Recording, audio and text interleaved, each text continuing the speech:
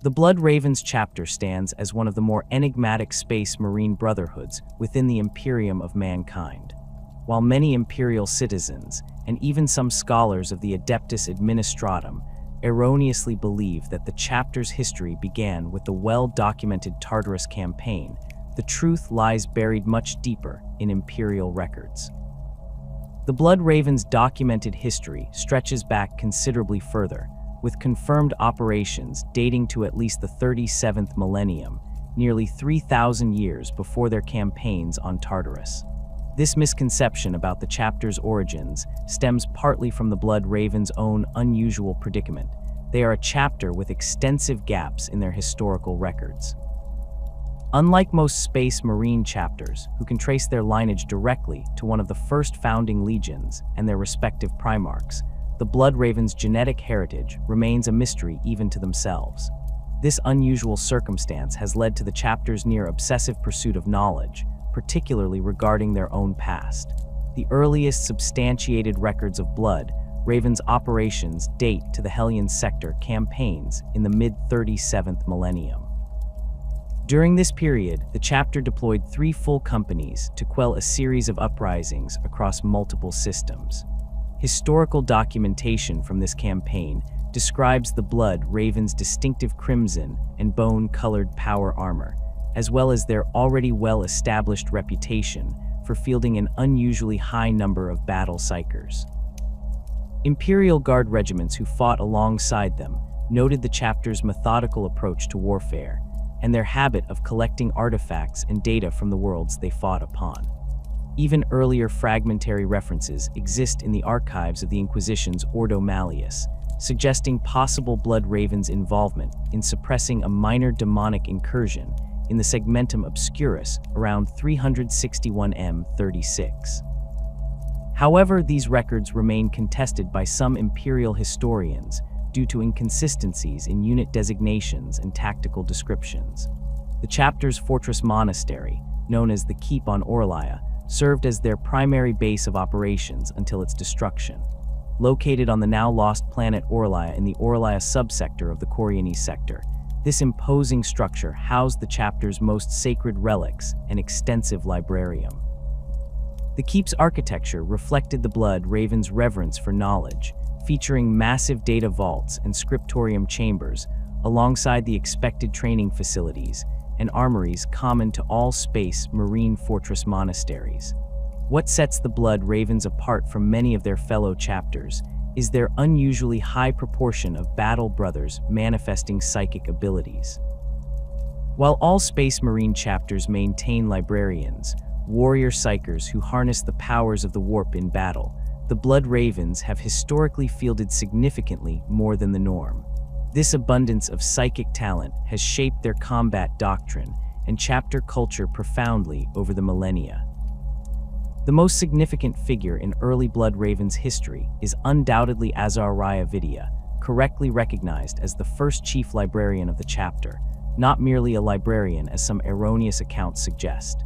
The distinction is crucial, as Vidia didn't simply serve as one psyker among many, but established the foundational principles that would guide the chapter's librarius for millennia to come.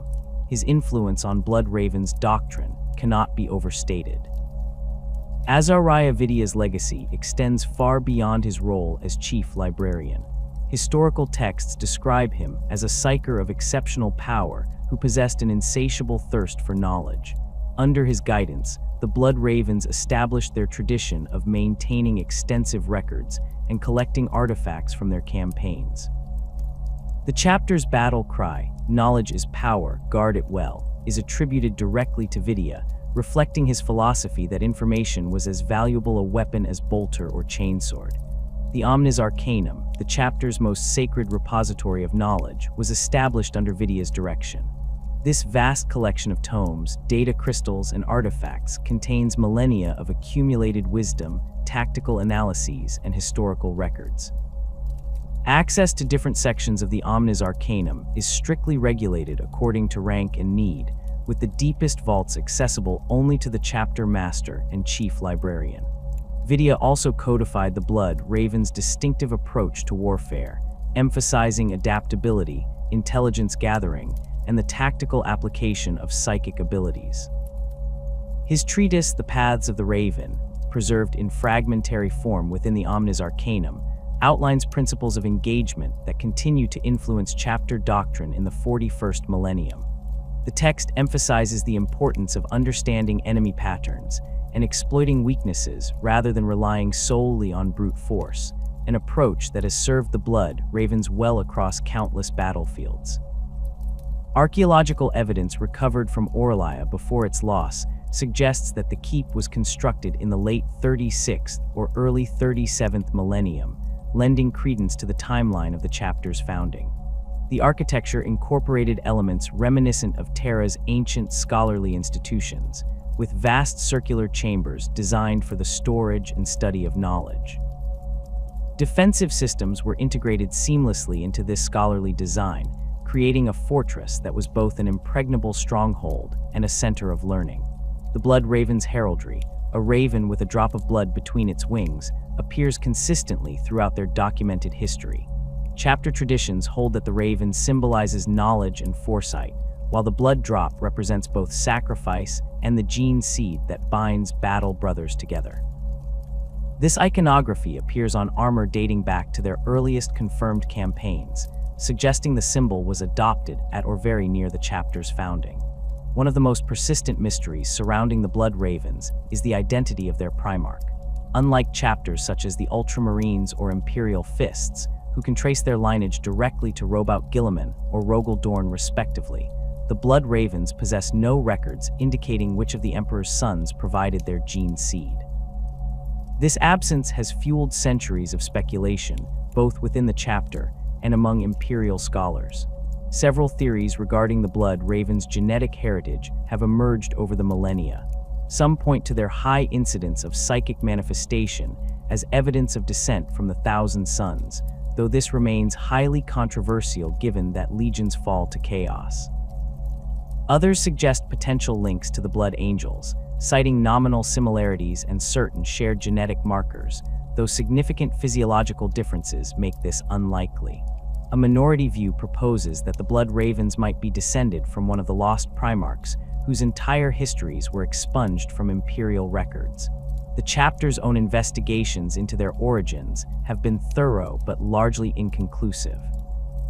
Expeditions to recover ancient data from abandoned Imperial facilities, archaeological digs on worlds associated with the Great Crusade, and careful analysis of their own gene seed have yielded tantalizing clues but no definitive answers. This ongoing search has become deeply ingrained in chapter culture, with many Blood Ravens viewing the discovery of their true heritage as a sacred quest.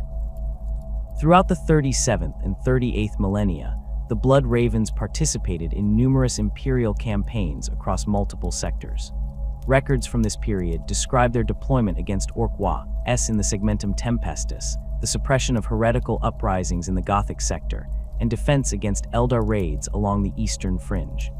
These accounts consistently note the chapter's methodical approach to warfare and their practice of gathering intelligence before committing to battle.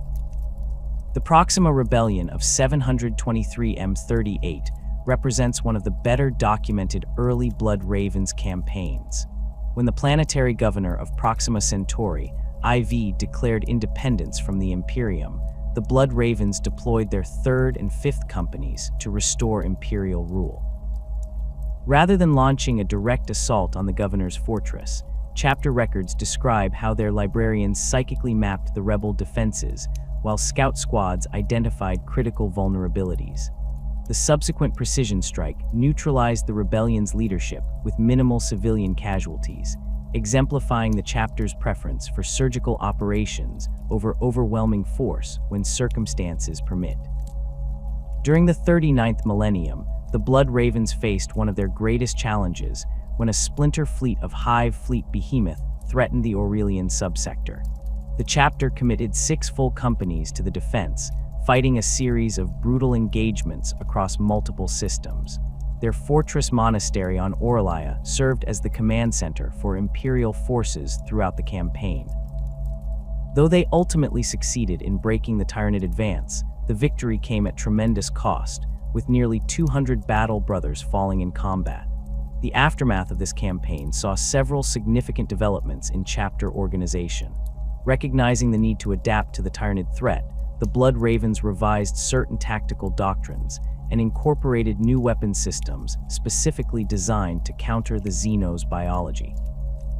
Additionally, the chapter expanded its librarius facilities to enhance their psychic screening capabilities, as the shadow and the warp phenomenon associated with Tyranid hive fleets had proven particularly challenging for their psyker brethren.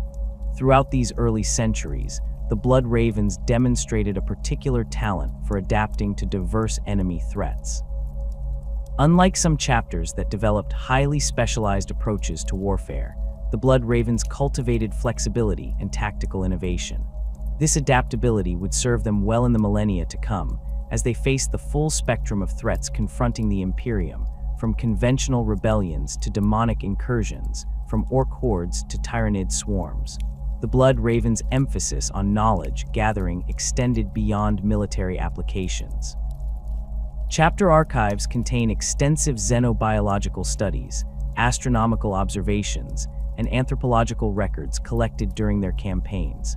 While much of this information was shared with appropriate imperial authorities such as the Adeptus Mechanicus or Ordo Xenos, the chapter maintained their own comprehensive records, building a repository of knowledge that would prove invaluable in future engagements. The Blood Ravens' nomadic nature, following the loss of Orlaia, necessitated adaptation in how they preserved their sacred traditions and artifacts.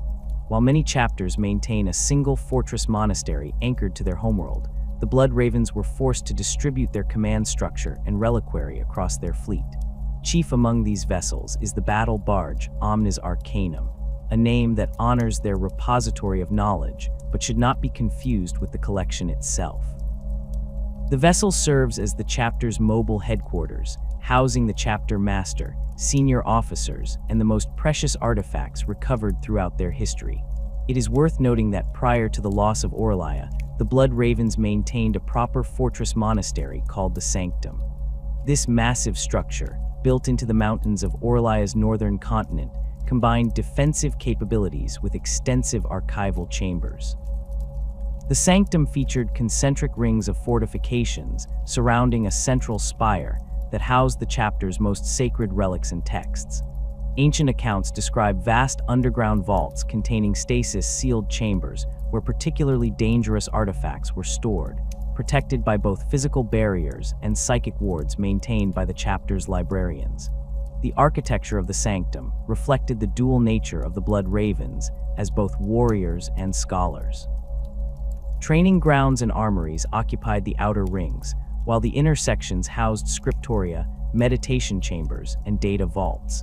The chapter's initiates would progress physically inward as they advanced in rank and knowledge, with only the most senior brothers permitted access to the innermost sanctums. This physical progression mirrored the Blood Ravens' philosophy that knowledge must be earned through service and sacrifice.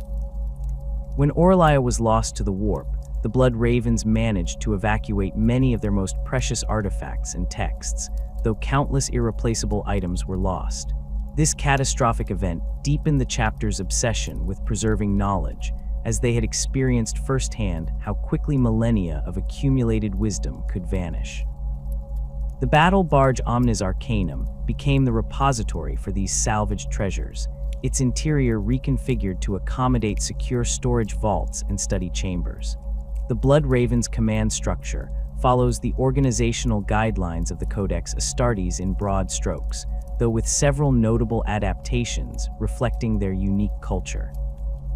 Like most Codex-compliant chapters, they maintain 10 companies of roughly 100 battle brothers each, with the first company composed of veterans and the 10th serving as a scout company for initiates. Each company is led by a captain who answers directly to the chapter master. Where the Blood Ravens diverge significantly from Codex organization is in the prominence and structure of their librarius. While the standard Codex recommends a small cadre of librarians serving primarily in advisory and specialized combat roles, the Blood Ravens maintain a much larger complement of psykers who are fully integrated into tactical planning at all levels.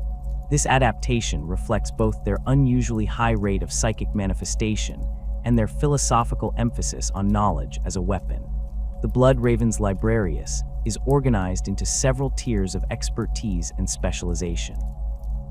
Lexicanum serve as the most junior rank, focusing primarily on developing control over their abilities and assisting more senior librarians in research. Codicers form the backbone of the Librarius, serving with battle companies and conducting independent research into various psychic disciplines. Epistolaries represent the elite of the chapter's psykers, having mastered multiple disciplines and often leading specialized task forces. Contrary to some apocryphal accounts, the Blood Ravens do not maintain a rank of epistolary thaumaturge. This erroneous designation appears in several imperial records, likely due to a misinterpretation of internal chapter terminology. The Blood Ravens occasionally use the term thaumaturgy to describe certain psychic techniques, particularly those involving the manipulation of physical matter or energy, but this represents a specialization rather than a formal rank within their hierarchy. At the apex of the Librarius stands the Chief Librarian, who serves as both the chapter's most powerful psyker and the guardian of its accumulated knowledge. This individual holds a position of extraordinary influence within the chapter, serving as the chapter master's chief advisor and often directing strategic operations where psychic threats are involved. Throughout their history, the Blood Ravens have often selected chief librarians who demonstrate not only powerful psychic abilities, but also exceptional scholarly aptitude and strategic acumen. The Blood Raven's combat doctrine emphasizes flexibility, intelligence gathering, and precision strikes rather than overwhelming force. Before committing to battle, they typically deploy scout marines and librarians to gather extensive information about enemy positions, capabilities, and vulnerabilities. This intelligence is analyzed by senior officers to identify critical targets and develop tailored battle plans that maximize effectiveness while minimizing casualties and collateral damage. When engaging enemies directly, the Blood Ravens favor mobile strike forces capable of rapidly redeploying to exploit emerging weaknesses. Assault marines, land speeders, and Thunderhawk gunships feature prominently in their arsenal, allowing them to execute lightning raids and swift flanking maneuvers. The chapter maintains a larger-than-average complement of dreadnoughts, honoring their fallen heroes while preserving their knowledge and experience for future generations. Librarians play a critical role in Blood Raven's battle plans, serving not only as powerful combatants but also as tactical assets. Their psychic abilities allow them to detect hidden enemies, disrupt enemy communications, and provide real-time intelligence to field commanders. In particularly challenging engagements, multiple librarians may combine their powers to achieve effects beyond the capabilities of a single psyker, though such practices are carefully monitored to avoid the dangers of warp exposure. The Blood Raven's approach to warfare is perhaps best exemplified by the Ross Paradise campaign in the early 40th millennium. When a Genestealer cult infiltrated this prosperous hive world, the chapter deployed elements of their 3rd and 5th companies under the command of Captain Madiel.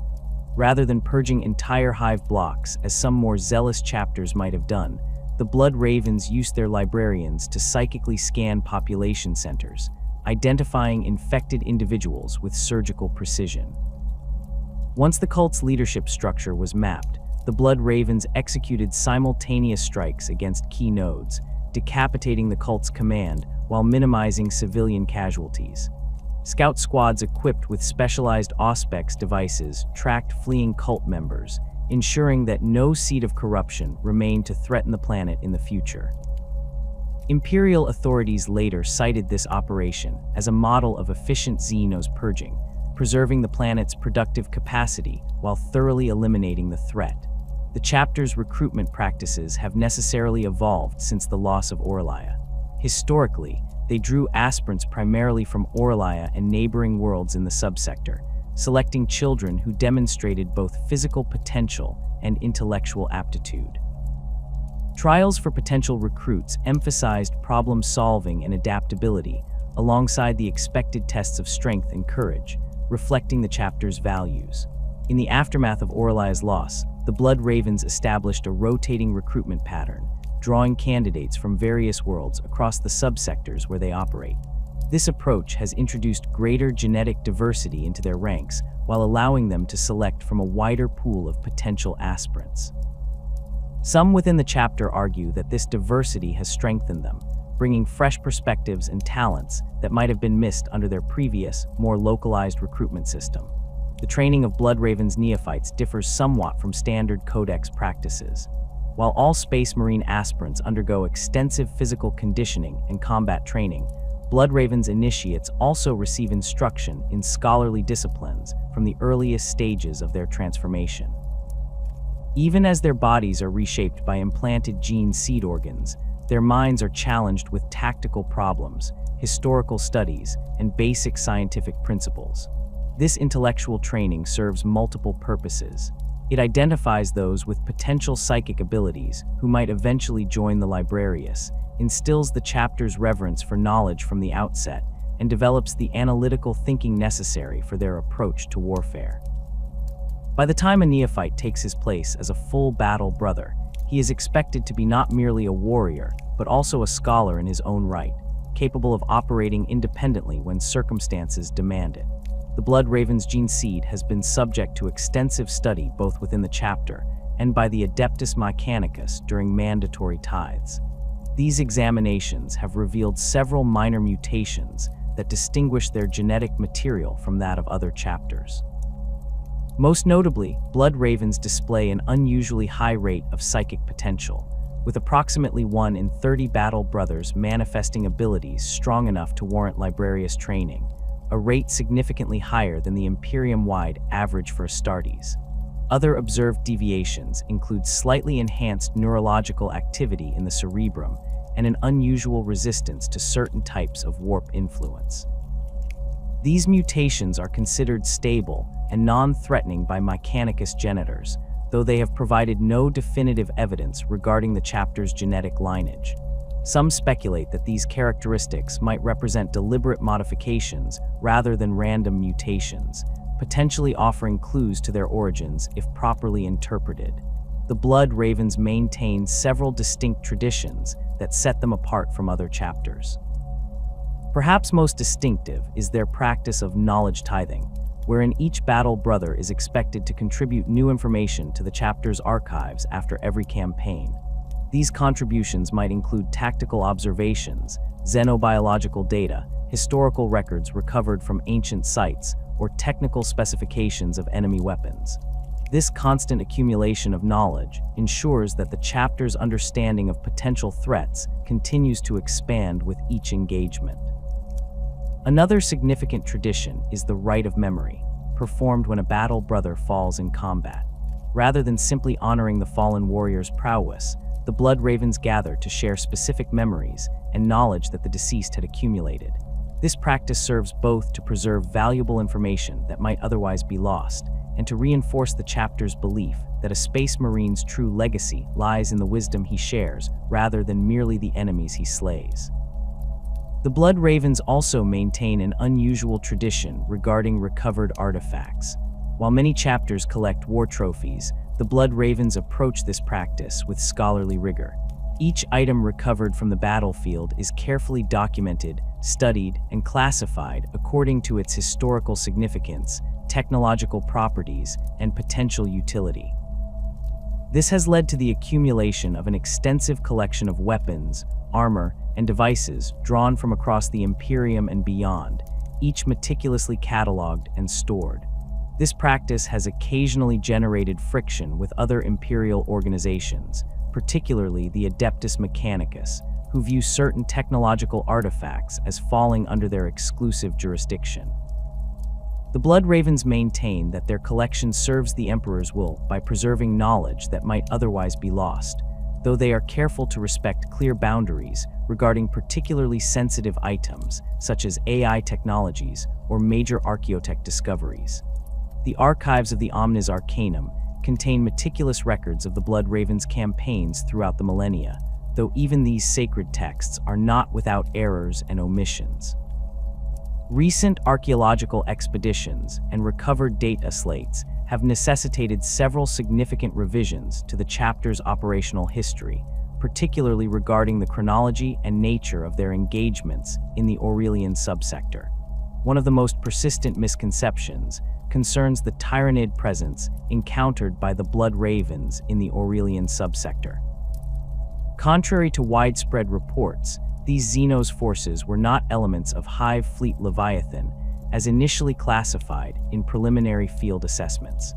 Detailed genetic analysis of recovered specimens and comparison with the Ordo Xenos xenobiological database confirmed that the Aurelian infestation originated from a previously undesignated splinter fleet. This splinter had broken off from one of the major Hive fleets following its passage through the Ultima Segmentum, developing distinct evolutionary adaptations during its isolated journey through the void. The misidentification stemmed from superficial morphological similarities between certain warrior forms encountered on Typhon and those documented during Leviathan incursions elsewhere in the sector. However, chitin samples recovered from tyrannid corpses on Calderis displayed a distinctive cellular structure inconsistent with Leviathan's genetic markers. Spectroscopic analysis of their bioweapons revealed unique biochemical compounds not present in confirmed Leviathan specimens.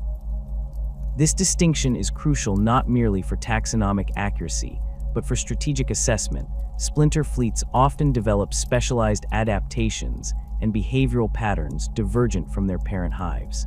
Captain Apollo Diomes, upon reviewing the corrected classification, ordered a comprehensive reassessment of all tactical data gathered during the campaign. The revised understanding of the Splinter Fleet's capabilities informed subsequent Blood Ravens operations against tyrannid forces throughout the subsector, particularly regarding the effectiveness of specific weapons loadouts and deployment patterns against their unique biological adaptations. Another significant historical inaccuracy concerns the Tartarus campaign and the identity of the Chaos forces that the Blood Ravens confronted there. Initial reports circulated among Imperial authorities suggested that the primary antagonists were elements of the Black Legion under Abaddon's distant command. This misattribution appears to have originated with local planetary defense forces who lacked the expertise to properly identify specific Traitor Legion heraldry and organizational patterns. In truth, the Chaos forces on Tartarus were predominantly Alpha Legion operatives led by the sorcerer Sindri, Mur and his military commander, Lord Baal. The Alpha Legion's presence was deliberately obscured through their characteristic use of mortal cultist proxies and false flag operations designed to mislead Imperial forces about their true numbers and intentions. This deception extended to their ultimate objective, the recovery of the Maledictum, an ancient artifact containing a powerful demon of Khorne. The Blood Raven's own after-action reports, compiled by librarian Isidore Akios before his fall to Chaos, correctly identified the Alpha Legion's involvement. His field notes described distinctive tactical patterns consistent with Alpha Legion doctrine, decentralized command structures, extensive use of human agents, and psychological warfare techniques designed to sow confusion among Imperial defenders. Recovered Vox recordings of intercepted enemy communications revealed code phrases and encryption patterns previously documented in other confirmed Alpha Legion operations. Lord Baal's personal heraldry, documented by picked captures from Blood Raven's helmet auto-senses, displayed the Hydra iconography characteristic of the Alpha Legion, though deliberately obscured by additional Chaos markings to confuse casual observation. Sindri Mur's psychic signature, analyzed by the chapter's librarius, exhibited the particular warp resonance associated with Alpha Legion sorcerers rather than the distinctly different emanations typical of Black Legion psykers. This correction holds significant tactical implications, as the Alpha Legion's methods differ substantially from those of the Black Legion. While Abaddon's forces typically favor direct confrontation and overwhelming force, the Alpha Legion employs subterfuge, infiltration, and manipulation to achieve their objectives. Understanding the true nature of the enemy on Tartarus has informed the Blood Raven's subsequent security protocols, particularly regarding the vetting of local allies and the defense of sensitive information. Perhaps the most consequential historical error requiring correction involves the chronology of the Blood Raven's major campaigns in the region. Imperial records and even some internal chapter documents incorrectly place the Cronus campaign before the Tartarus engagement, a sequencing error that has led to misunderstandings regarding the chapter's tactical evolution and the progression of certain chaos plots against them. Archival evidence conclusively demonstrates that the Tartarus campaign preceded the chapter's operations on Cronus by approximately 5.7 Terran years. The dating can be verified through multiple independent sources: astropathic communication logs, administratum tithe records from neighboring systems, and orbital decay patterns of debris left in the aftermath of void engagements above both worlds. The correct sequence begins with the Tartarus campaign, where the Blood Ravens under Captain Gabriel Angelos confronted the Alpha Legion forces seeking the Maledictum. This engagement marked the chapter's first documented encounter with this particular Chaos Warband, and established the pattern of interest in ancient artifacts that would characterize subsequent conflicts. The betrayal of librarian Isidore Achios during this campaign had profound effects on chapter protocol regarding the handling of chaos artifacts and the psychic screening of battle brothers exposed to warp influence. Following Tartarus, the Blood Ravens conducted several smaller operations throughout the subsector before their deployment to Cronus, where they came into conflict not only with Chaos forces, but also with the Tau Empire, Necrons, and even fellow Imperial forces under General Stern of the Imperial Guard. This campaign's complexity stemmed partly from the lessons learned on Tartarus, particularly regarding the potential for hidden chaos influence among seemingly loyal Imperial citizens. The chronological correction clarifies several otherwise puzzling aspects of the Blood Raven's tactical evolution. The increased emphasis on psychic screening protocols observed during the Cronus campaign directly resulted from the chapter's experience with Achios' corruption on Tartarus. Similarly, Captain Angelo's unusually cautious approach to ancient ruins on Cronus reflected his first-hand experience with the Maledictum rather than representing a spontaneous tactical innovation. From a strategic perspective, understanding the correct sequence reveals the progressive nature of chaos operations against the Blood Ravens. What initially appeared to be unconnected incursions can now be recognized as a series of escalating probes, each building upon intelligence gathered during previous engagements. This pattern suggests a level of coordination among chaos forces that transcends the boundaries of individual campaigns, a concerning development that Chapter Command continues to investigate. The Blood Ravens' approach to the Cronus campaign was significantly informed by their experiences on Tartarus, particularly regarding the handling of ancient artifacts and potential chaos corruption. Captain Davian Thewel's operational directives to his forces included specific protocols for securing and containing archaeological sites that directly referenced procedures developed in the aftermath of the Maledictum incident. These connections become unintelligible when the chronology is inverted. Archaeological evidence supports the corrected timeline. Excavations at the Tartarus landing sites revealed stratification patterns consistent with the revised dating, with Blood Raven's equipment fragments found in layers that predate similar materials recovered from Cronus. Void radiation decay in debris fields surrounding both planets similarly confirms the proper sequence of engagements. The confusion regarding chronology appears to have originated from administrative errors in the Departamento Munitorum, whose record-keeping during this period was compromised by a series of warp storms that disrupted astropathic communications throughout the sector.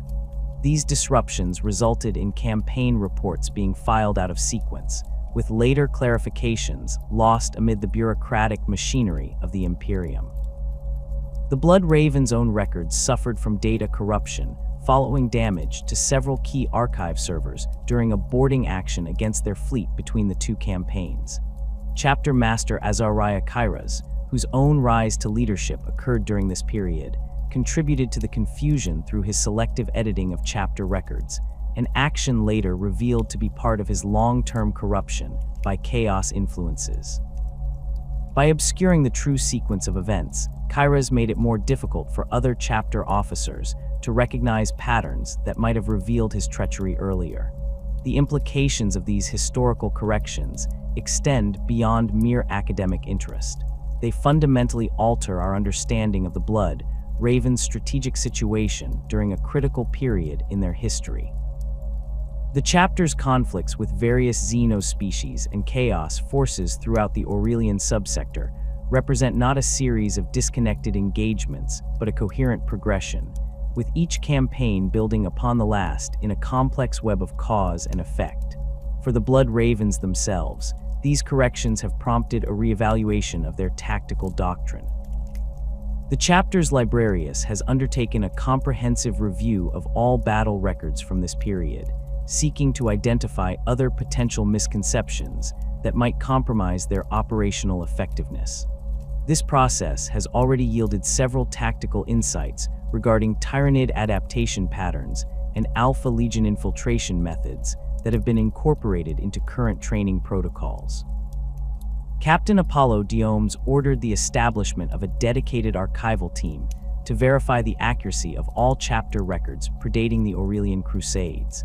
This team, composed of librarians and tech marines working in concert, has developed new authentication protocols to prevent similar errors from compromising future operations. Their work has already uncovered several other minor chronological inconsistencies, though none as significant as those regarding Tartarus and Cronus. The corrected understanding of the Blood Raven's engagement with the Tyrannid Splinter Fleet has led to revised tactical doctrines specifically tailored to this variant's unique characteristics. Analysis of combat data revealed that these organisms displayed unusual resistance to flamers and melta-weapons compared to documented Leviathan strains, but showed greater vulnerability to cryogenic weaponry. This information has been shared with other Imperial forces operating in regions where Splinter Fleet activity has been detected. Similarly, the proper identification of Alpha Legion forces on Tartarus has informed counter-infiltration measures throughout the Aurelian subsector. The Blood Ravens now employ specialized auspex settings calibrated to detect the particular energy signatures associated with Alpha Legion equipment, while librarians have developed psychic scanning techniques specifically designed to pierce the mental obfuscation methods favored by their operatives. The chronological corrections have also clarified the progression of chaos interest in the Blood Ravens chapter itself. What once appeared to be opportunistic corruption attempts can now be recognized as a systematic campaign to undermine the chapter's command structure and access their accumulated knowledge. This understanding has prompted increased security measures surrounding the Omnis Arcanum and other repositories of chapter lore. The Blood Raven's reputation for meticulous record-keeping sometimes obscures the fact that even their extensive archives contain inaccuracies that require correction. Among these is a common misunderstanding regarding Captain Gabriel Angelo's iconic weapon. While correctly identified as God Splitter, many accounts erroneously suggest he wielded this demon hammer during the Tartarus campaign. In truth, Angelos received this formidable weapon only after those events had concluded. During the Tartarus campaign, Angelos carried a standard pattern power sword, as documented in picked captures and after-action reports filed by Blood Raven's squad sergeants. The combat footage recovered from Tartarus clearly shows Angelos wielding this conventional weapon against Alpha Legion forces and later against demonic entities unleashed by the Maledictum. His skill with the blade was remarkable, but the weapon itself possessed no special properties beyond standard Adeptus Astartes issue. God Splitter came into Angelos' possession following the Tartarus campaign as a reward for his service against the demonic incursion. The weapon was presented to him by Inquisitor Mordecai Toth of the Ordo Malleus, who recognized that Angelos would likely face similar threats in the future. The demon hammer had previously belonged to an inquisitorial operative whose identity remains classified in Ordo Malleus records, though rumors suggest it was recovered from the body of an Inquisitor Lord who fell battling a greater demon in the Gothic sector. The weapon's construction is typical of high-grade demon hammers, a massive adamantium head inscribed with hexagrammic wards and blessed silver inlays, mounted on a haft of reinforced ceramite with power field generators built into the striking surfaces. What distinguishes God Splitter from similar weapons is the complexity and potency of its incorporated wards. Analysis by the chapter's tech marines revealed layered banishment hexes dating from at least 3 different periods of Imperial history, suggesting the weapon was repeatedly modified and enhanced over centuries of service against warp entities. The name God Splitter itself has an interesting provenance. It was not the weapon's original designation, but was bestowed by Angelos himself after he used it to destroy a particularly powerful demon prince on Ross Paradise. The creature had proclaimed itself a god of the warp before Angelos struck it down with a single, reality-sundering blow that not only banished its physical form, but reportedly disrupted its warp presence so thoroughly that it could not reconstitute itself for several centuries.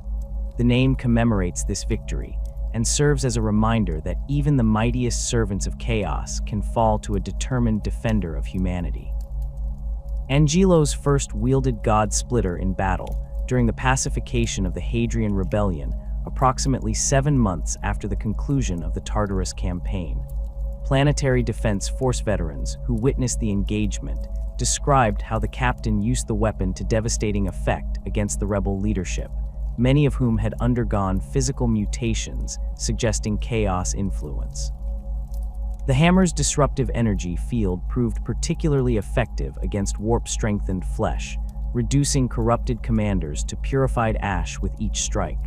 By the time of the Cronus campaign, Angelos had fully integrated the weapon into his combat style, developing specialized techniques that maximized its effectiveness against both demonic entities and more conventional foes.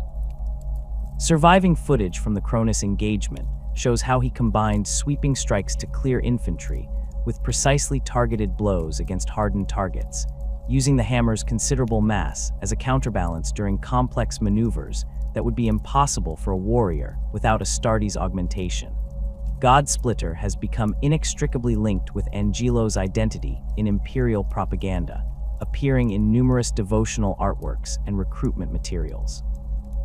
The image of the scarred captain raising the massive hammer against the enemies of mankind has inspired countless Imperial citizens and serves as a powerful symbol of the Blood Raven's commitment to combating the forces of chaos wherever they emerge.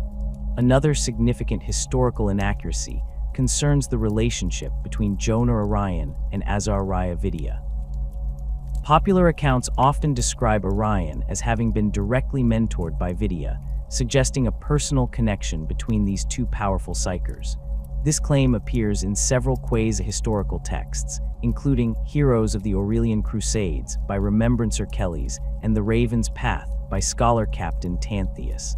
However, a careful examination of the chronology makes this relationship impossible. Azariah Vidya served as chief librarian of the Blood Ravens in the late 36th millennium, establishing the foundational principles of the chapter's Librarius and overseeing the creation of the Omnis Arcanum.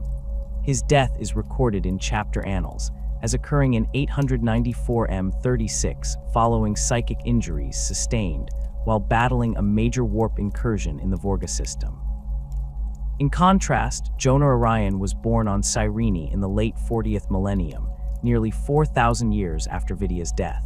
The confusion appears to stem from Orion's deep study of Vidya's writings. As a young lexicanum, Orion displayed an exceptional affinity for the psychic disciplines that Vidya had pioneered, particularly those involving divination and the manipulation of the materium through warp energies.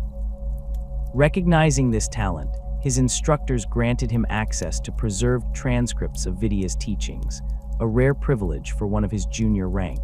Orion immersed himself in these ancient texts, internalizing Vidya's philosophical approach to psyker abilities and his cautious methodology for warp interaction.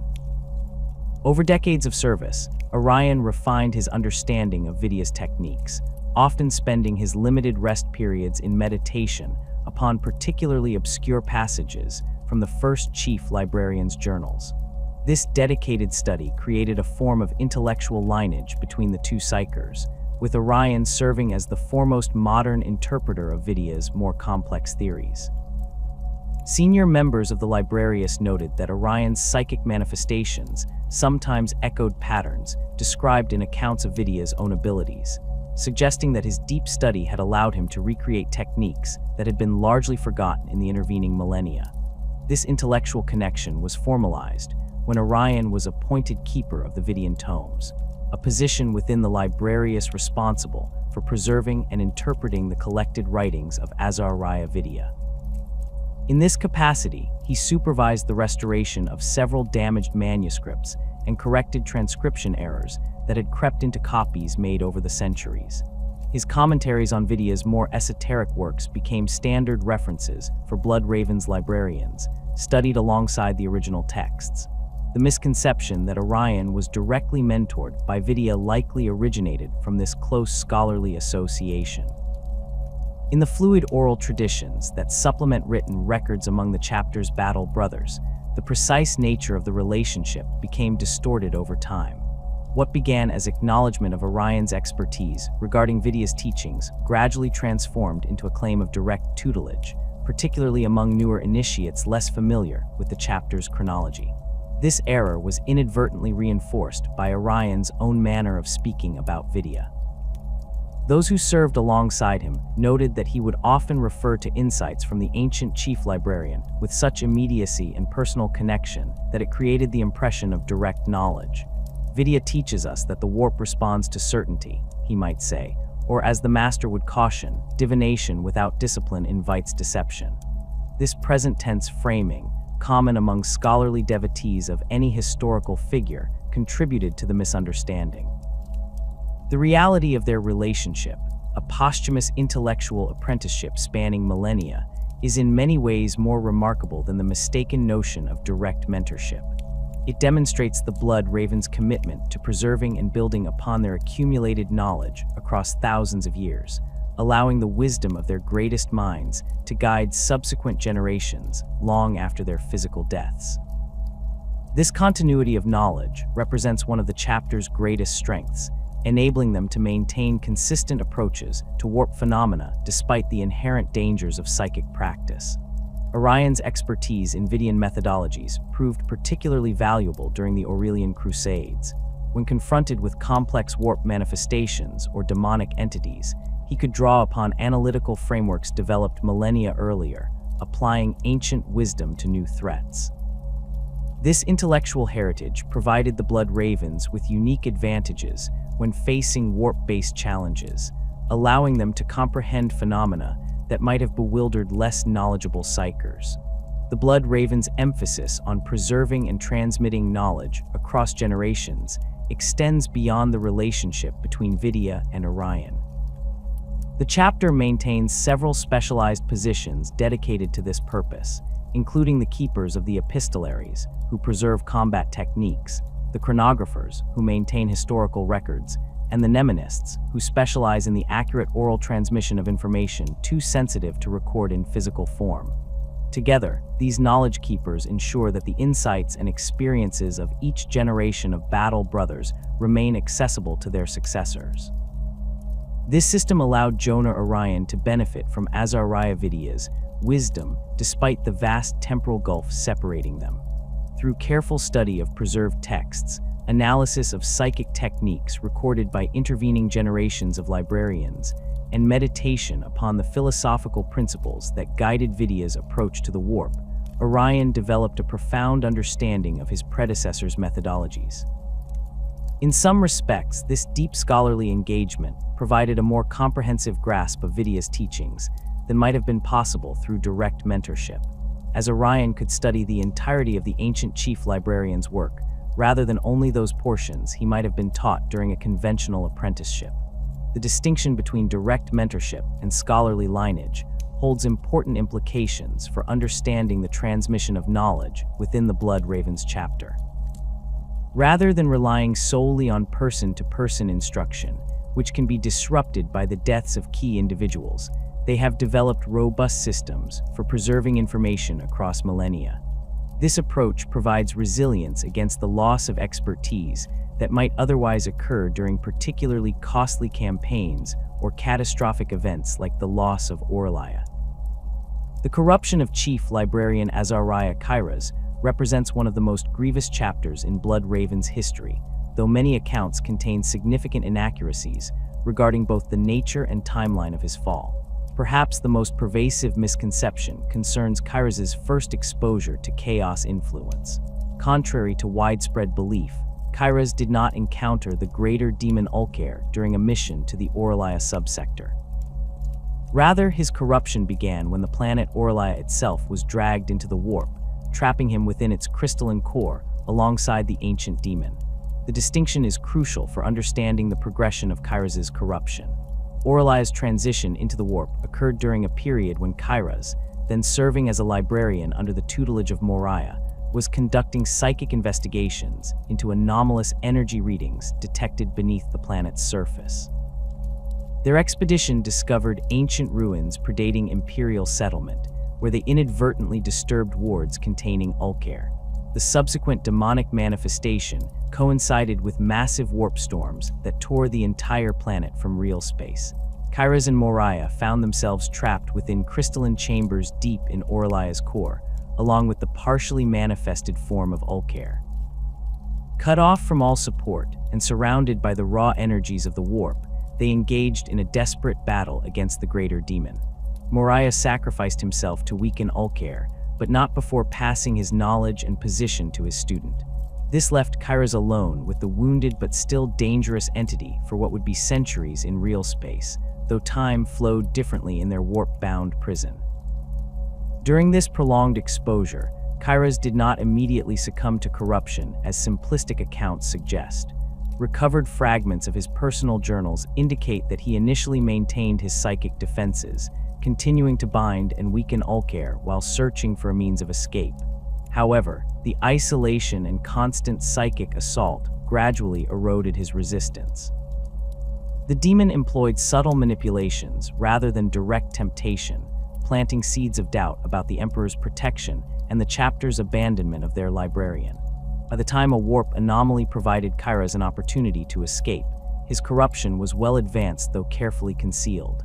He emerged from the warp not in the Orlaia subsector, but in a distant region of space, where he was recovered by a Blood Raven's vessel approximately 3 centuries after his disappearance. His miraculous return was celebrated throughout the chapter, with few questioning how he had survived or what experiences had shaped him during his absence. Another significant misconception concerns Kairas's alignment with the ruinous powers. Popular accounts often portray him as a devoted servant of Khorne, pointing to the bloodshed that accompanied the later stages of his corruption. However, a more nuanced examination of his actions and the testimonies of those who encountered him reveals a more complex reality. Kairas did not dedicate himself exclusively to the Blood God until the final phases of his plan, instead operating as a servant of chaos undivided throughout most of his corrupted existence. This distinction explains several otherwise puzzling aspects of his behavior. A true devotee of Khorne would disdain the subtle manipulations and political maneuvering that characterized Kairas's rise through the chapter hierarchy. Instead, Kairas displayed the calculated pragmatism typical of those who balance the influences of multiple chaos powers, employing deception and psychic dominance when necessary, while still orchestrating significant bloodshed to strengthen his position with Khorne. Recovered Vox recordings from the final confrontation on Cyrene reveal the truth of this matter. When challenged by Gabriel Angelos, Kairas declared his intention to ascend as a demon prince of Khorne specifically, indicating this as the culmination of his ambitions rather than a long-standing allegiance. The massive ritual of bloodshed he orchestrated across the subsector represented not continued service to Khorne, but the final offering needed to secure demonic ascension under the Blood God's patronage. The tactical implications of this clarification are significant. Had Kairas been solely dedicated to Khorne from the beginning of his corruption, his actions would have followed more predictable patterns, potentially allowing the chapter to identify and counter his influence earlier. His actual approach as a servant of chaos undivided made him far more dangerous, enabling him to adapt his methods according to circumstances and employ a wider range of corrupting influences against potential rivals or threats within the chapter. Kyros's ascension to the position of chief librarian and later chapter master demonstrates the effectiveness of this approach.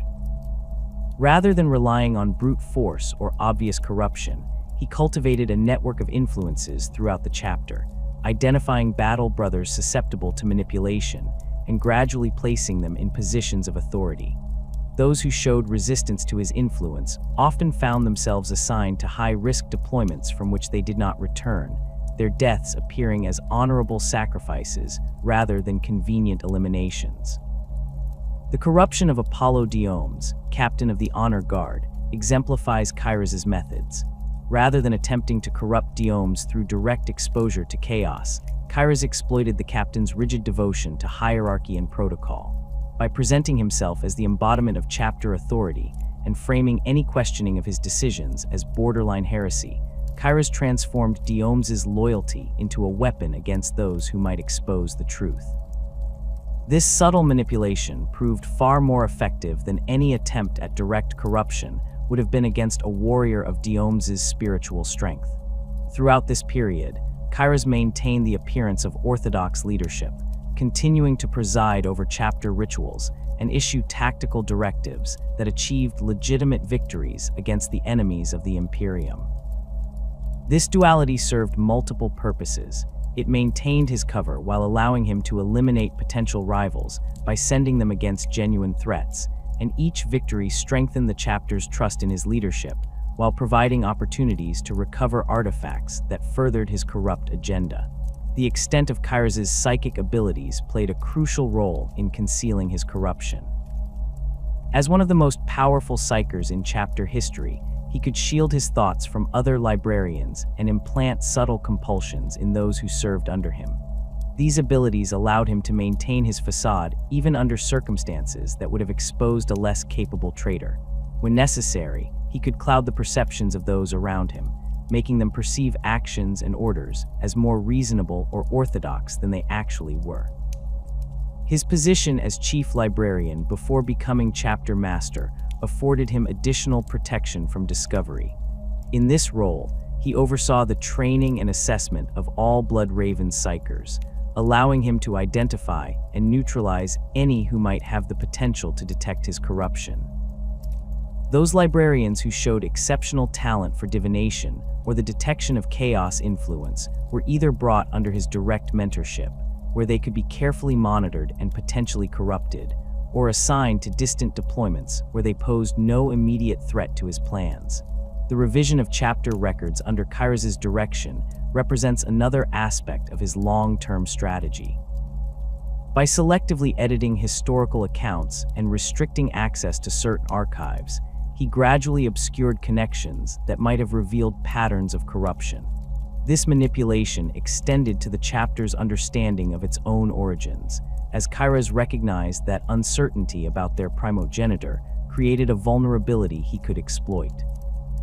By positioning himself as a dedicated seeker of this knowledge, he could justify actions that might otherwise have raised suspicion, including the recovery of artifacts from worlds with known chaos presence.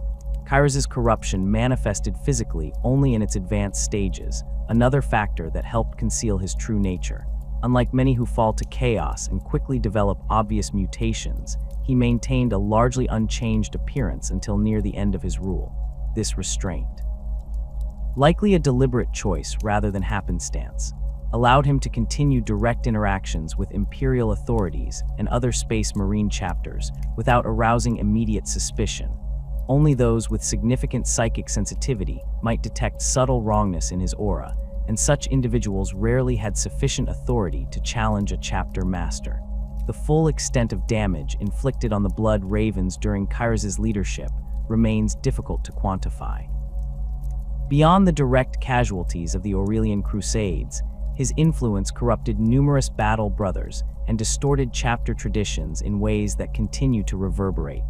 Perhaps most insidiously, he exploited the chapter's reverence for knowledge, transforming their scholarly pursuits into potential vectors for corruption by directing research toward subjects and artifacts that served his hidden masters.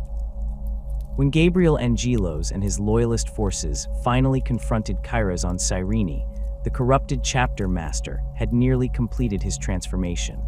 The ritual of bloodshed conducted across the subsector had empowered him significantly, allowing him to manifest abilities far beyond even his previously formidable powers. Witnesses described how the very air around him seemed to distort with crimson energies, and his voice carried unnatural harmonics that caused physical pain to those who heard it. Even in this advanced state of corruption, however, he maintained enough of his original cunning to nearly succeed in his final gambit. The confrontation on Cyrene represented not just a physical battle, but the culmination of ideological conflict over the chapter's very nature. Kyras embodied the darkest potential of the Blood Raven's pursuit of knowledge, power sought without moral constraint, wisdom corrupted by pride. Against him stood Angelos and his loyalists, representing the chapter's highest ideals of knowledge in service to humanity and the Emperor.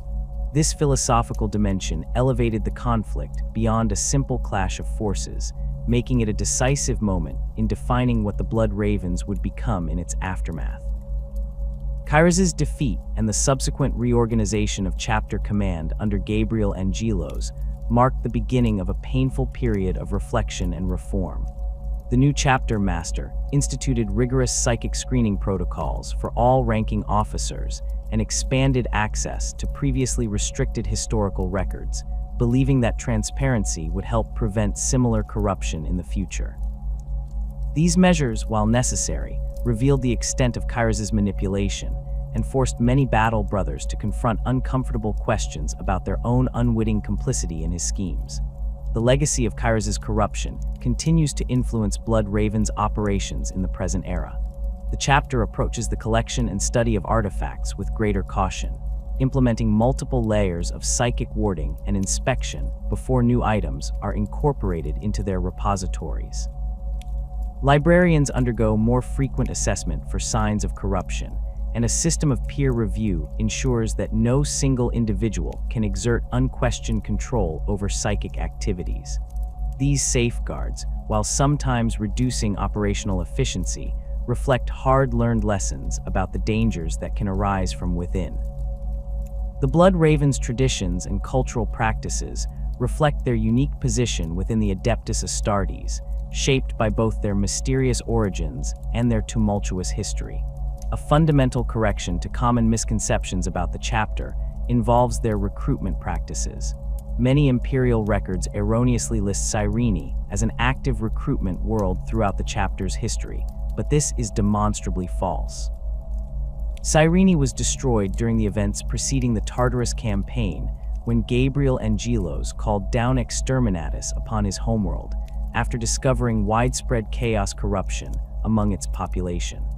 This tragic act occurred early in the chapter's documented history, meaning Cyrene could not have served as a recruitment world for most of the Blood Raven's existence. Following the loss of Cyrene and later Orlia, the Blood Ravens established a nomadic recruitment pattern across multiple worlds in subsector Orlia and beyond. This approach has become deeply ingrained in their chapter culture, with dedicated recruitment teams traveling aboard specialized vessels to identify and gather potential aspirants. These teams consist of chaplains, apothecaries, and veteran battle brothers who have demonstrated both combat prowess and the discernment necessary to recognize suitable candidates. The Blood Raven selection process differs notably from many other chapters. While all Space Marines value physical strength and courage in their aspirants, the Blood Ravens place unusual emphasis on cognitive abilities and problem-solving skills. Potential recruits face trials designed to test not only their physical resilience, but also their capacity for adaptation and learning. One such trial, the Labyrinth of Ross Paradise, requires aspirants to navigate a series of chambers filled with deadly traps and puzzles, with success measured not merely by survival, but by the strategies employed. This emphasis on intellectual capability reflects the chapter's core philosophy regarding warfare. Blood Raven's doctrine holds that victory comes not simply through superior force, but through superior understanding. knowing when, where, and how to apply strength most effectively. As recorded in the teachings of Azariah Vidya, the warrior who knows only his weapon is forever limited by its reach, while the warrior who knows his enemy may strike where no defense exists. The distinctive battle cry of the Blood Ravens, "Knowledge is power, guard it well," encapsulates this philosophy. Unlike the more straightforward battle cries of many chapters that emphasize courage or ferocity, this maxim reminds each battle brother that information represents a weapon as valuable as bolter or blade. Blood Ravens are trained to observe and analyze even amid the chaos of combat, identifying patterns and vulnerabilities that might escape notice by less studious warriors. This cultural emphasis on knowledge manifests most visibly in the chapter's approach to artifacts and relics. The Blood Ravens maintain one of the most extensive collections of war gear, ancient texts, and xenotech items among all Space Marine chapters. Each company includes designated battle brothers responsible for identifying and securing items of potential value during campaigns. These keepers of antiquity receive specialized training in recognizing archaeotech, Xenos artifacts, and items of historical significance, allowing them to make rapid assessments under combat conditions. The chapter's collection practices have occasionally generated tension with other Imperial organizations. The Adeptus Mechanicus has filed numerous formal complaints regarding Blood Raven's appropriation of technological artifacts that Mechanicus doctrine reserves for their exclusive study. Similarly, other Space Marine chapters have expressed concern over the Blood Raven's possession of relics bearing the heraldry of their own brotherhoods. The infamous magpie epithet stems from these controversies, though Blood Ravens themselves consider the term misrepresentative of their scholarly approach to acquisition. When questioned about artifacts bearing other chapters' markings, Blood Ravens typically reference detailed acquisition records describing how each item came into their possession. Most commonly, these records document formal presentations. Gifts bestowed upon Blood Raven's officers in recognition of assistance rendered or alliances formed. Captain Gabriel Angelos reportedly maintained an extensive log of such exchanges, including the names of the presenting officers and the circumstances surrounding each gift. This gifting tradition has become so ingrained in Blood Raven's culture that they have developed elaborate ceremonies for receiving and cataloging new acquisitions. Items of particular significance undergo ritual purification and blessing before being incorporated into the chapter's repositories. Tech Marines perform extensive analysis of technological artifacts, while librarians examine items with potential psychic properties. This methodical approach helps prevent the introduction of corrupted or dangerous objects into their collection, a safeguard implemented with particular rigor following Kairos' fall.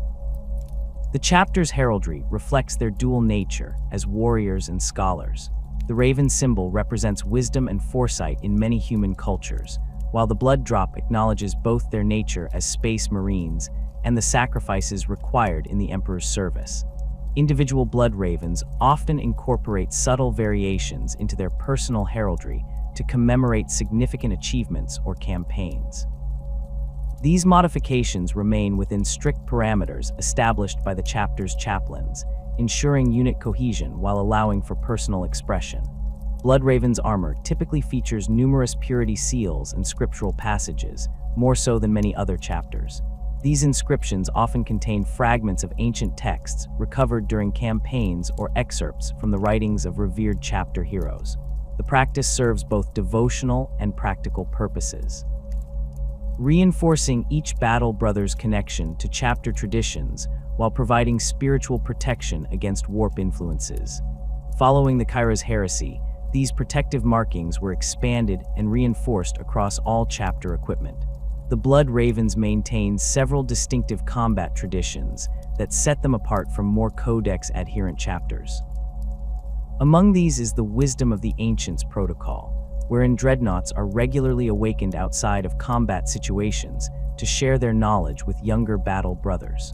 While most chapters consult their dreadnoughts primarily for tactical expertise, the Blood Ravens particularly value their historical perspectives and first-hand accounts of ancient campaigns.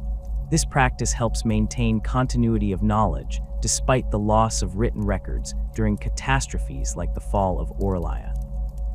Another notable tradition is the Circle of Scrutiny, a ritual debate conducted before major engagements. Company captains and their senior sergeants gather to analyze intelligence reports and propose tactical approaches, with each officer expected to challenge the assumptions underlying others' strategies. This formalized system of critique helps identify potential weaknesses in battle plans before they are executed. The tradition dates back to the teachings of Azariah Vidya, who warned against the dangers of unchallenged strategic orthodoxy. The Blood Ravens Librarius maintains its own distinct traditions, reflecting the chapter's unusually high proportion of psykers. Potential librarians undergo a rigorous selection process beyond that required of regular aspirants, including extensive testing for both psychic potential and mental resilience. Those who display psychic abilities but insufficient control are not simply rejected, but carefully monitored and sometimes assigned to specialized non-combat roles where their talents can serve the chapter without risk. Training within the Librarius follows a structured progression through traditional ranks, lexicanum, codicea, and epistolary, but incorporates unique elements specific to Blood Ravens' practices. Particular emphasis is placed on mnemonic techniques and information retention, with initiates expected to memorize vast amounts of tactical and historical data. This training serves both to strengthen mental discipline, crucial for warp manipulation, and to preserve chapter knowledge against potential loss of physical records. Blood Ravens librarians specialize in certain psychic disciplines at higher rates than those of other chapters. Divination and telekinesis see particularly widespread use, reflecting the chapter's emphasis on intelligence gathering and tactical flexibility.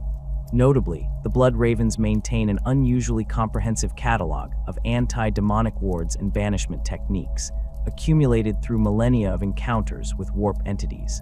This specialized knowledge proved invaluable during the chapter's confrontations with chaos forces throughout the Aurelian campaigns. The chapter's approach to gene seed monitoring and preservation reflects their scholarly nature. Blood Ravens apothecaries maintain extensive records tracking subtle variations in gene seed expression across different recruitment worlds and generations of battle brothers. This meticulous documentation has allowed them to identify potential instabilities before they manifest as serious mutations, implementing corrective measures through selective implantation practices.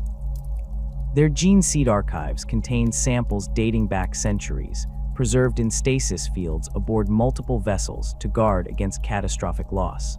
This careful attention to gene seed purity takes on particular significance given the chapter's uncertain lineage. Without confirmed knowledge of their primogenitor, Blood Ravens cannot rely on established patterns of gene seed expression documented in other chapters. Instead, they must build their understanding through observation and analysis, treating their own biological heritage as yet another mystery to be investigated with scholarly rigor. The Blood Ravens' cultural emphasis on knowledge extends to their remembrance practices for fallen battle brothers. While all Space Marine chapters honor their dead, the Blood Ravens place particular importance on preserving the experiences and insights of the fallen. The rite of memory preservation involves senior librarians psychically extracting significant memories from mortally wounded battle brothers when circumstances permit. These memories are preserved in specially prepared crystal matrices and later reviewed by chapter commanders for valuable tactical information or historical context. For those battle brothers whose memories cannot be preserved, the chapter maintains the Scrolls of the Fallen, massive records documenting the deeds and observations of each deceased warrior. Battle brothers are encouraged to regularly contribute to these scrolls, ensuring that their knowledge will outlive them should they fall in combat. The practice creates a sense of continuity across generations, with even the newest initiates able to learn from predecessors who died millennia earlier. The chapter's fortress monastery arrangements have evolved significantly following the loss of Orlaia. Rather than establishing a new permanent headquarters, the Blood Ravens distributed their command structure across several battle barges and strike cruisers.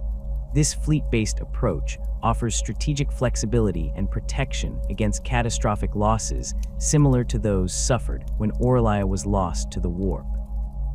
Each vessel maintains specialized facilities reflecting aspects of traditional fortress monastery functions: training chambers, reliquaries, and command centers.